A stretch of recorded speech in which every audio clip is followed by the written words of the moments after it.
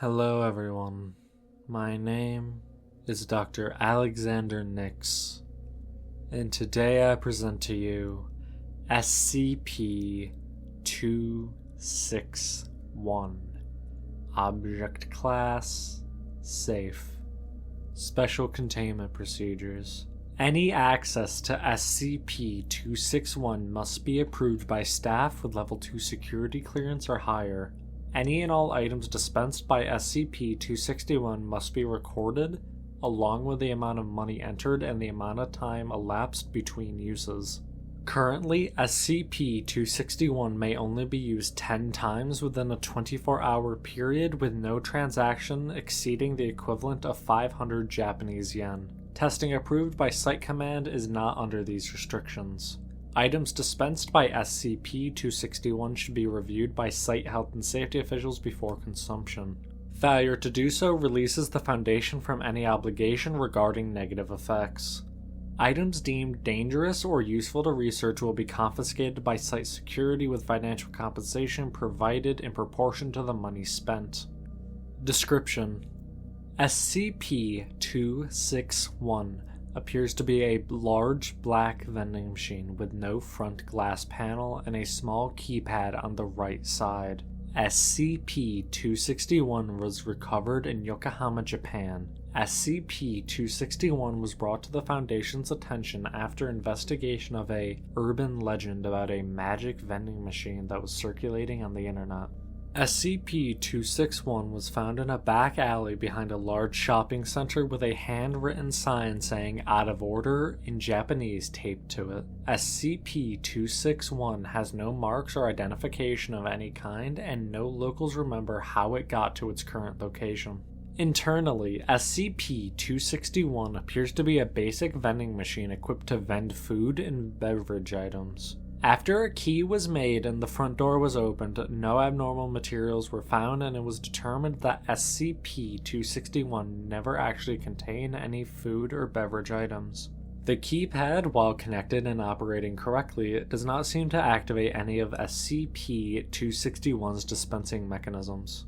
When money is placed inside SCP-261 and a 3-digit number is entered on the keypad, SCP-261 will vend a random item. SCP-261 has not accepted any currency other than the Japanese yen, with rejected currency being deposited in the coin return slot. It is unknown how these items appear. However, SCP-261 will not operate while its door is open or when a recording device is placed inside. The numbers entered on the keypad has no effect on the item vended, nor has any pattern been detected. Items are always some form of snack food and typically have bright, attention-grabbing packaging. SCP-261 is capable of operating with no external power supply, but operation in the state will cause unstable vending to occur much more quickly than normal. If SCP-261 is used several times in a short period and/or large amounts of money are entered before an item is vended,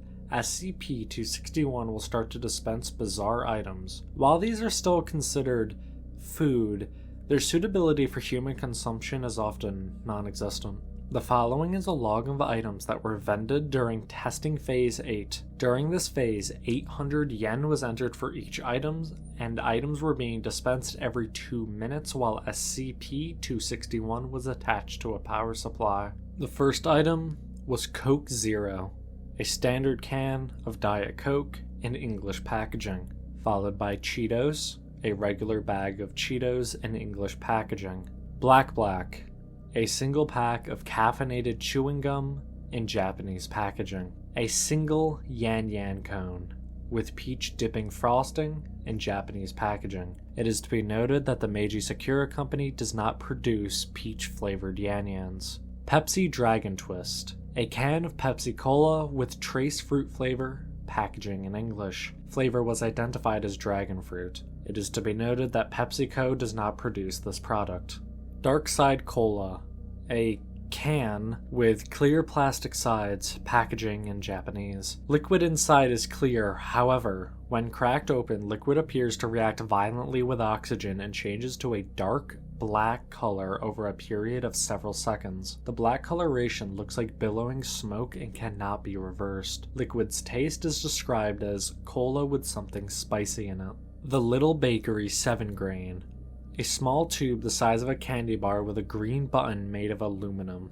Packaging in English. When the top is twisted off, a mass of dough is extruded. The dough contains several enzymes and bacteria that have not yet been identified. On contact with air, these cause the dough to rise and bake, killing the microbes in the process. Produces a small, round loaf of bread weighing precisely 250 grams. Taste is described as good yet chewy. Lemon clams. Thick plastic baggie with plastic tube on the side containing water and 12 clams. Packaging in Dutch. Following on package instructions, the plastic tube was cracked like a glow stick. Liquid in the bag flashed to steam, venting from a hole that was popped open in the top of the bag, slightly burning one researcher. Steaming finished after precisely 38 seconds, after which clams were found to be fully cooked and infused with a mild lemon flavoring. On investigation, clams were no match to any recorded species of clam that we have found on Earth. Diet Ghost. SCP-261 dispensed a can of SCP-2107. Testing done on this instance provided similar results to other contained instances of SCP-2107. This marks the first time that SCP-261 has vended another SCP object. Unknown-1.